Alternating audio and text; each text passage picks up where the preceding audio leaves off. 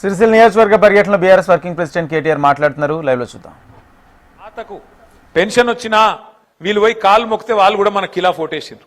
ఈ పిల్లలు పోయి అమ్మా మా కొలువు వస్తుంది, కేసీఆర్ కొలువు పోతేనే మా కొలువు వస్తుంది, రాహుల్ గాంధీ చెప్తాండు నమ్ము అని చెప్పి మొదటి సంవత్సరంలో 2 లక్షల ఉద్యోగాలంటే నమ్మిండ్రు. నమ్మి ఆయనతో వీళ్ళు కాలు మొక్కితే పిల్లలు అయ్యో పాపం పిల్లల కొలువు వస్తుందట అని చెప్పి వాళ్ళని కూడా ఓటేసి గెలిపిస్తే ఇలా పిల్లల్ని కూడా మోసం చేసిండు. మొదటి సంవత్సరంలో 2 లక్షల ఉద్యోగాలు అన్నాడు. 2 ఏళ్ళు అయిపోయింది. 2 ఏళ్ళు కలిపి కూడా ఇప్పటికే 6-7 వేల ఉద్యోగాలు కూడా ఇయ్యలే రేవంత్ రెడ్డి. గతంలో మనం ఇచ్చిన ఉద్యోగాలకి ఇలా ఈయన కాగితాలు ఇచ్చుకుంటా అవి నేను ఇచ్చినా అని అబద్ధం చెప్తా ఉన్నాడు. అట్లాగే రైతులను మోసం, మగపిల్లలను మోసం, ఆడపిల్లలను మోసం, మహిళల్ని కూడా మోసం చేసిండు. ఎన్ని కథలు చెప్పిండు మహిళలకు. అమ్మా సోనియమ్మ చెప్పింది డిసెంబర్ నుంచే ఇస్తా, 2,500 ఇస్తా మీకు, మహాలక్ష్మి ఇంటింటికి ఇస్తా అని చెప్పి అత్తకు 4,000, కోడలకు 2,500 ఇస్తా అని చెప్పి రాష్ట్రంలో ఉండే 1,67,00,000 మంది ఆడబిడ్డల్ని అందరినీ మోసం చేసిండు. వాళ్ళ ఏ ఒక్కరికి కూడా 2 ఏళ్ల తర్వాత కూడా ₹1 ఇచ్చింది లేదు. మీదికెళ్ళి పెద్ద పెద్ద మాటలు చెప్తుండు.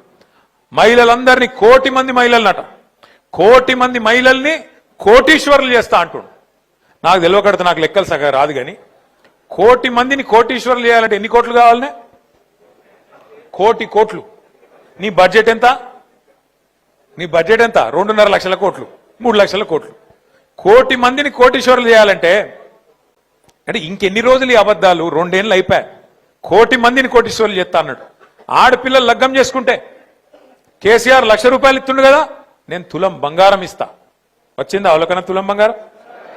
ఇక ఇంకా చెప్పుకుంటూ పోతే ఒకటి కాదు. ఇక చదువుకున్న వాళ్ళకి స్కూటీలు ఇస్తా, 420 ఉన్నాయి. ఏం చెప్పాలి, ఎన్ని చెప్పాలి? 420 420 హామీలు నోటికి వచ్చిన అడ్డమైన అబద్ధాలు చెప్పుకుంటా సంపుకొని మొత్తానికైతే ఇవాళ గద్దెనెక్కి కూర్చున్నాడు. కూర్చొని ఏం చేసిండు మరి? 2 ఏళ్ళు మీకు నెలకు ₹1,000 ఎత్తా అన్నాడు. నెలకు ₹1,000, 24 నెలలు అయిపోయాయి.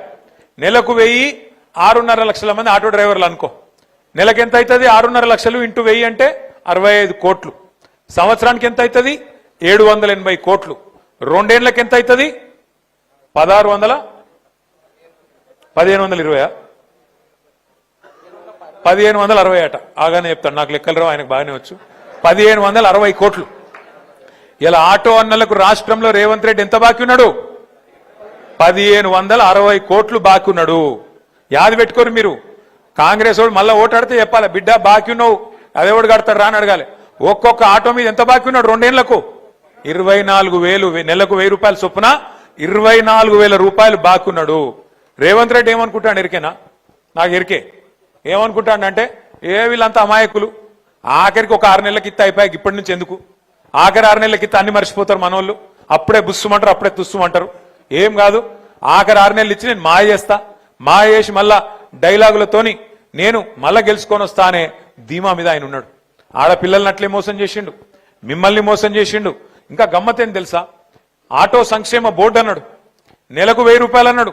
కానీ కేసీఆర్ గారు 13.5 లక్షల మందికి ఆటో డ్రైవర్లకు, అదేవిధంగా మిగతా రంగాల్లో ఉండే అసంఘటిత రంగంలో ఉండే డ్రైవర్లకు ప్రమాద బీమా తెస్తే దాన్ని కూడా ఊడగొట్టిండు.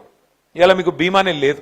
అందుకే పోయినసారి సతీష్ ఆత్మహత్య ప్రయత్నం చేసినప్పుడు ఎల్లారెడ్డిపేటలో ఆ అశ్విని దవాఖానకు పోతే అక్కడ బయటకు వచ్చినాక నేను ఆగన్నకు, మన రామ్మోహన్ కు, మనోళ్ళందరికీ చెప్పి అట్లా కాదు, మనమన్నా చేద్దాం, ఈ ప్రభుత్వానికి సిగ్గు రావాలి, వీళ్ళకి నిజంగా సిగ్గు లేదు, ఉన్నది కూడా ఊడగొట్టిండి ఈయన అని చెప్పి ఆలోచించి లెక్కలు తీయమని తీస్తే మనోళ్ళు ఏం చెప్తున్నారంటే దగ్గర దగ్గర 7 నుంచి 8 వేల మంది ఆటో డ్రైవర్లు ఉంటారు మన రాజన్న సిరిసిల్ల జిల్లాలో అని చెప్పిండ్రు. నేనేం చెప్పినా అంటే ఒక ప్యాసింజర్ ఆటోనే కాదు, ట్రాలీ ఆటో ఉండొచ్చు, లేదా ఇంకొక మాట కూడా నేను మీకు ఇస్తా ఉన్నా ఈరోజు. ఒక ప్యాసింజర్లు మాత్రమే కాదు, ప్యాసింజర్ ఆటోలు మాత్రమే కాదు, ట్రాలీ ఆటోలు కానీ, వ్యాన్లు కానీ, అట్లాగే జీపులు కానీ,